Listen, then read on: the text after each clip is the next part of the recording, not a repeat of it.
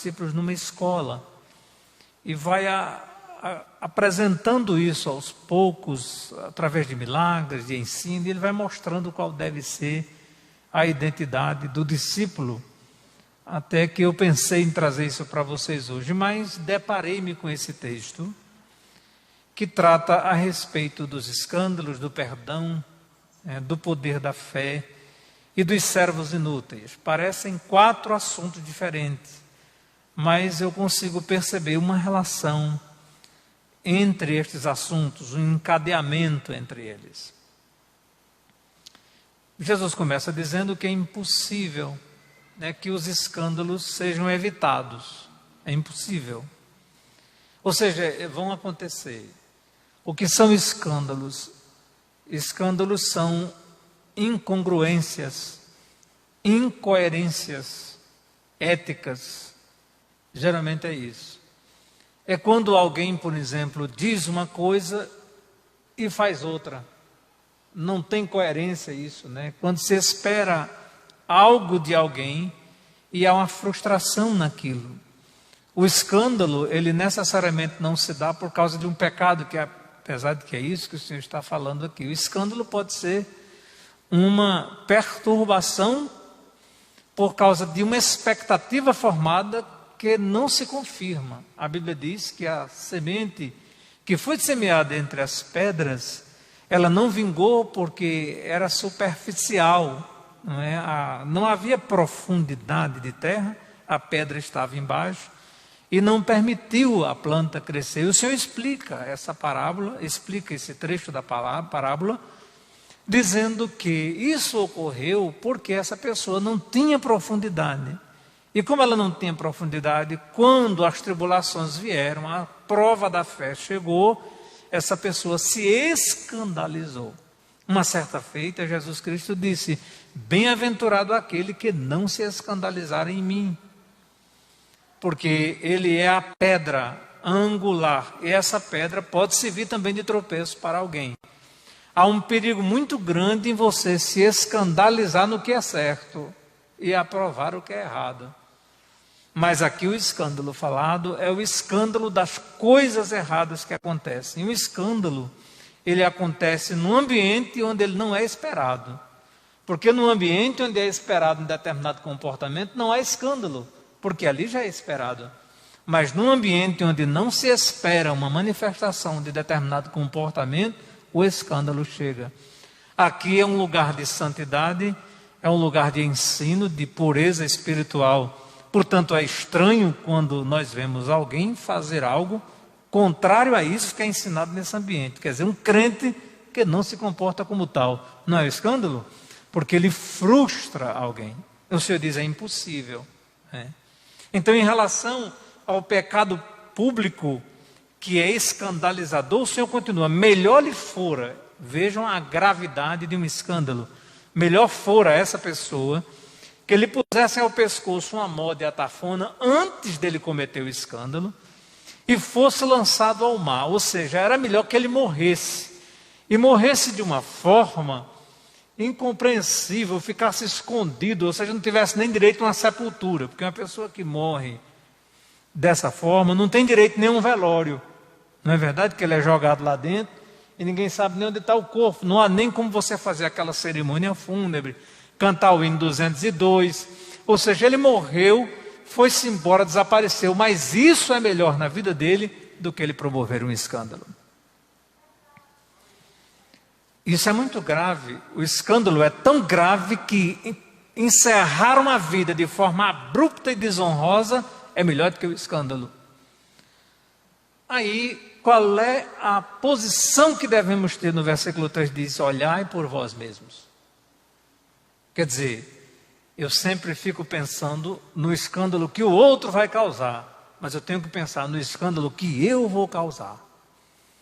Então, se a minha vida está caminhando para um escândalo, eu tenho que ter cuidado com isso.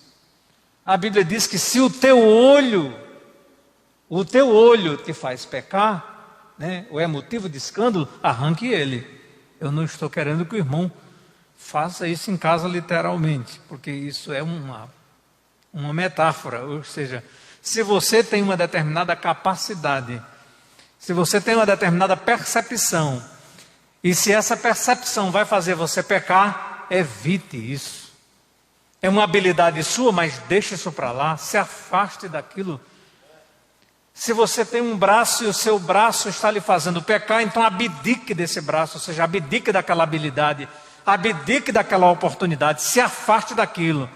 É melhor viver com pouco sendo fiel, do que tendo todas as habilidades ser infiel. É melhor ser pobre crente do que rico condenado. Dá para receber isto? Às vezes, no afã de lucrar, na habilidade comercial que você tem, você está a caminho de promover um escândalo. Perca. Bendito seja o nome do Senhor. Perca. Deixa aquilo para lá. É uma vantagem que você não vai ter. É um braço que você está cortando. São um olho que você está arrancando. É uma visão comercial que você tem. Mas a visão comercial ela está cheia de engano. E pode a malandragem entrar no seu coração. E se isso entrar, você não vai dar fruto. E vou lembrar de novo da parábola da boa semente. Quando o Senhor fala a semente que foi semeada entre espinhos. É justamente aquela pessoa que tinha até profundidade, capacidade de compreender. Cresceu, mas o fruto não produziu. Não produziu porque a Bíblia diz que o amor pelas riquezas, o cuidado da vida, fez com que essa pessoa não conseguisse produzir fruto. Porque como é que eu vou ser generoso numa situação no país, como está vivendo, e eu vendo um prognóstico perigoso? Como é que eu vou ser generoso se eu tenho amor a dinheiro? Eu quero juntar mais, ter mais, me garantir mais, para poder fazer frente ao que vem pela frente. Como eu vou exercitar a misericórdia? Desse jeito. Como eu vou ajudar o necessitado, se eu vejo que ajudando ele eu estou tendo prejuízo? Porque ajudar necessitado não dá lucro. É um dinheiro que você lança a fundo perdido. Mas se isso está desviando você de frutificar na casa de Deus, perca a sua empresa. Estou sendo duro? Estou. Eu sei que isso dói. É difícil dar um glória a Deus agora, né? Mas é bom a gente exercitar. Qualquer coisa que lhe impeça de fazer o que Deus quer, mesmo que seja uma vantagem para você, se afaste disso. Estava desempregado e fui convidado para trabalhar numa bodega. Era de um parente meu. Ia me pagar um salário. Para quem não tinha nada, um salário era muita coisa. Eu andava a pé porque não tinha passagem de ônibus. Essa Avenida 6 aqui, eu andei algumas vezes a pé. Da cidade, Alecrim, Roca, Ribeira, isso aqui era tranquilo. Porque a gente andava a pé, que não tinha dinheiro para estar gastando assim. Pegava, era um ônibus, por misericórdia. Teve um dia que eu estava tão cansado, eu digo, Jesus, eu não quero ir para casa a pé. Aí ele me deu uma bênção bem grande. Naquele mesmo dia. E aí eu fui para casa de ônibus. Mas eu não queria mais ir a pé, porque eu estava muito cansado. Mas era assim. E quando me ofereceu a oportunidade, eu disse, e como é? Ele disse, bom, que é assim. Mas aí tem que servir bebida alcoólica no balcão. E vender cigarro. Aí eu imaginei um crente, pregador da palavra de Deus, pingando cachaça no copo de alguém que vinha beber ali. Eu sei que não era quem estava produzindo, eu era apenas um empregado, mas eu digo não, Deus tem coisa melhor para mim. Glória a Deus. Rejeitei aquilo e Deus me abençoou. Meu outro irmão, que não caminhava na fé, aceitou o emprego, ficou lá por muito tempo, enquanto eu estava esperando na misericórdia de Deus. Mas ela chegou, a providência chegou, e a bênção que chegou, eu estou nela até hoje, pela graça do Senhor. Não estou com isso contando vantagem, eu estou só dizendo que se fui fiel naquela hora, veio uma recompensa, você também do mesmo jeito. Então, olhai por vós mesmos, ou seja, vigie você. A Bíblia diz, quem está em pé, olhe e não caia. Porque pensa numa coisa, é a facilidade da gente ver o pecado nos outros. É fácil demais. E quando a gente se junta para falar do pecado dos outros, chega a língua coça. Porque é cômodo falar do pecado alheio. Quem não ama, é assim, é cômodo. Mas para quem ama é extremamente desagradável, porque eu não gosto de falar sobre os defeitos dos meus filhos, ainda são crianças. Mas eu fico agoniado quando eu vejo um defeito, uma situação, entro em aflição e digo, Jesus, chega aqui, me ensine como ser pai, como cuidar desse menino, não deixar ele entrar por um caminho. Estou preocupado com eles ainda, tenros. Se você falar da minha mãe, de um defeito dela, de alguma coisa, pensa, eu vou ficar escabriado. Minhas irmãs, eu sinto porque amo. Mas quer ser feliz? Fecha a boca. Quer ter dias felizes? Refreia a sua língua do mal. Glória seja dada o nome do Senhor. Cuidado com a língua, cuidado com os comentários, cuidado com os assuntos, cuidado com os desenhos das vidas das pessoas. O pastor Ivan disse aqui que Deus é quem nos conhece. Ele é quem sabe quem é a gente. Você pensa que sabe quem sou eu. Você não sabe não. Nem eu sei quem é você. Quem lhe conhece, esse coraçãozinho que está aí dentro, é o Senhor. Então eu tenho que cuidar de mim. Olhai por vós mesmos. Isso não me impede de ajudar meu irmão, naturalmente, naquilo que ele precisa. Mas eu não posso invadir a consciência dele. Eu vejo que as pessoas mais felizes são aquelas que se metem menos na vida alheia. Olhai por vós mesmos. Cuide de você. A Bíblia diz 2 vezes. Diz lá no Antigo Testamento, nos Salmos, e diz lá na carta de Pedro. Quer ter dias felizes? Uma das recomendações é refreia a sua língua do mal. Refreia a sua língua do mal. Chegou o pensamento na cabeça, põe a mão na boca. Qualquer coisa que for dizer, entre em oração. E aí ele diz o seguinte: o escândalo é uma coisa terrível. E quando o escândalo acontece, quando alguém erra, quando alguém peca, quando alguém faz o contraditório, queridos, começa aquela zoada. Os que tinham inveja, aproveita para acabar de matar. Quem tem a mente simples e queria pecar, aproveita a ocasião, diz, tá vendo? Não adianta não. Olha aí, não, eu mesmo não vou ficar nesse meio, deixa que a vontade dele pecar, aí aproveita o pecado do outro para pecar também. Mas o pecado do outro não justifica o meu. Está dando para receber? Se teu irmão então pecar contra ti, quer dizer, o escândalo foi contra você diretamente, repreende-o. Existe, irmãos, uma dissimulação terrível. E alguém ensina isso. Meu irmão, o irmão fez errado, mas você vai lá e peça perdão. A Bíblia não diz isso em lugar nenhum. A Bíblia diz assim: se você for oferecer sua oferta e seu irmão tiver alguma coisa contra você, e sabe por que seu irmão tem alguma coisa contra você? Porque você fez alguma coisa com ele. Você machucou, você feriu, você ofendeu, você desprezou, você fez alguma coisa, meu irmão, não é de graça não. Um irmão outro dia me encontrou aqui perto do elevador e me disse: pastor, eu preciso lhe dizer uma coisa. E disse. Ela me repreendeu por uma palavra que eu tinha dito há uns 2 ou 3 anos atrás. Eu nem lembrava mais da palavra que eu tinha dito e não disse com má intenção não. Saiu assim a palavra num comentário que eu fiz por amor ao irmão dela.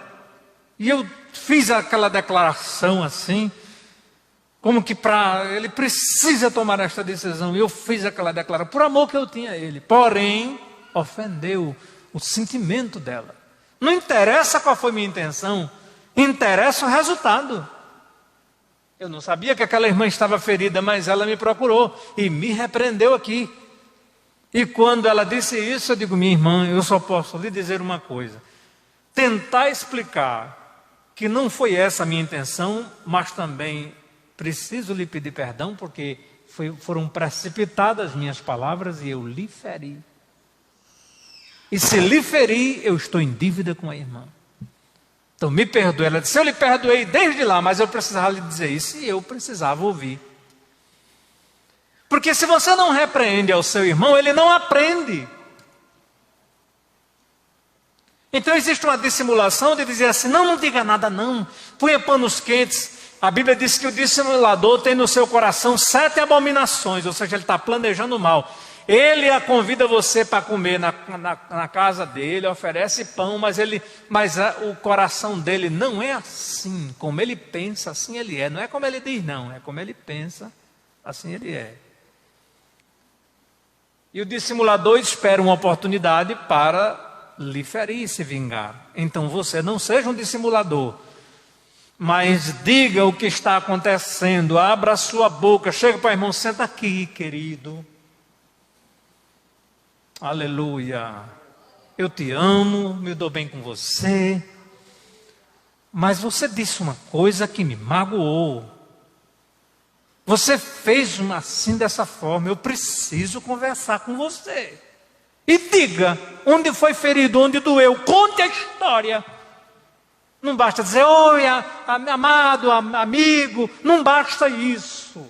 É importante você continuar com a linguagem pacífica com aquela pessoa, mas se tiver a oportunidade, chame para uma conversa, porque depois de uma repreensão sincera e de uma reconciliação verdadeira, a amizade melhora. Mas a Bíblia ensina isso, repreenda. Se ele se converter, se ele se arrepender, porque às vezes não se arrepende, então perdoe ele. Se ele não se arrepender, lá no capítulo 18 de Mateus, nos ensina como fazer. Você vá, chame então outro irmão, junte-se um grupo e vá lá, fale com ele. Se ele não aceitar, o outro caminho é fale à igreja. E a igreja vai então disciplinar aquele irmão, considerando publicano e pecador. Se a gente agisse assim, a nossa igreja não tinha tanta confusão. Quando eu falo da nossa igreja, eu falo... Vocês sabem disso, né? Não tem essa confusão, né? Ou não? Tem, ó. Não, né? Não tinha essas confusões, porque você confrontava, resolvia e vamos para frente. Aí o Espírito de Deus operava, porque a Bíblia diz que oh, quão bom e quão suave é que os irmãos vivam em... É como óleo precioso, que desce sobre a cabeça e desce sobre a barba de Arão. Ou seja, ele é uma bênção que alcança a administração eclesiástica da igreja. O ofício sacerdotal, a graça que você tem para orar. A Bíblia diz que se você não estiver se dando bem com a sua mulher, até suas orações podem ser impedidas. E a Bíblia diz também que ninguém deixe a raiz de amargura brotar, porque se ela brotar pode perturbar a muitos e alguém pode ficar privado da graça de Deus. Sabe o que significa privado da graça de Deus? Sem acesso aos benefícios de Deus por causa de uma confusão plantada na igreja. Vá para casa agora não. Deixa eu terminar. Se ele se arrepender, perdoe. Perdoe mesmo, perdoe perdoando, irmão. Acaba com a história. Perdoe.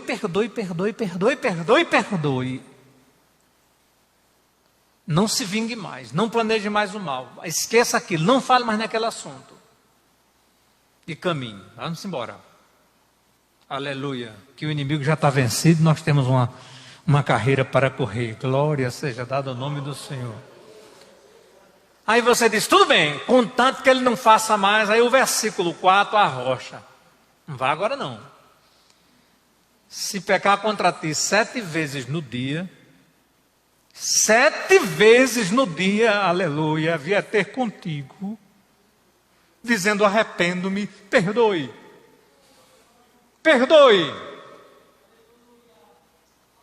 Aleluia.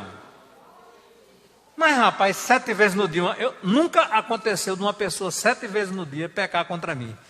Quando eu era criança, mais jovenzinho, adolescência, né, a gente vai ficando meio assim azogado por causa Desculpe essas expressões, viu?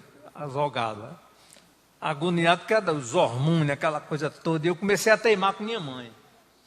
Minha mãe dizia um negócio, eu queria assim mostrar que era homem mesmo. E ficava zangado, sabe? Aí desobedecia, dizia uma coisa, reclamava.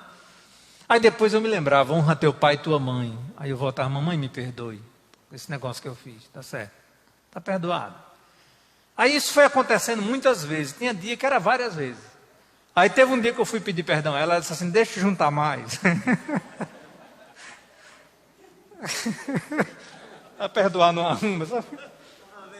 Deixa eu juntar mais aí. Ou seja, você já perdoou o irmão, já esperando a próxima. Disse, eu vou juntar essa, para perdoar tudo numa moia só. Que eu já sei que ele vai fazer de novo. E tenha o seu coração aberto para perdoar e para desimpedir a entrada no céu de quem quer que seja. Aleluia! Não fique na butuca, na moita, sabe? Esperando a desgraça do irmão, não. Ore por ele. Ore por ele, lute por ele diante de Deus. Quando você vê ele convertido, Jesus faz na vida dele, abençoa, deixa ele seguir. Porque tem gente que fica esperando o quê? Vai pagar. Enquanto você está esperando na moita, para alguém pagar, está igual a Jonas, olhando para Nínive, estou só esperando. Mas aí o Senhor mostrou para ele que Deus amava. Irmão, Deus ama a gente.